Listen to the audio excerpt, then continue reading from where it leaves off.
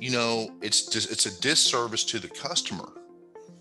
If they're bringing their car in there to you, I feel like we owe it to the customer to give it a nice inspection, so that when they leave out of there, they're going to have a safe, reliable, well-maintained vehicle. If they don't, it's not because they don't know, it's because they chose not to do the work.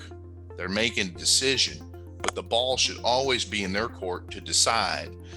If we get too busy to do a maintenance inspection on the car, then we're really selling the customer short. So hats off to that answer. And I totally agree with Brandon.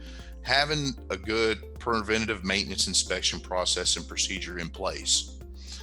And as fast as we want to go, we want to offer speed of service, and we want to have a sense of urgency. Sometimes we got to make sure that we're not going so fast that we're just shortcutting for the customer, and that we're not giving them all the value that they deserve. That's our professional obligation, is to ensure that they have good, safe cars. And we've given them every opportunity to address any issues they may have.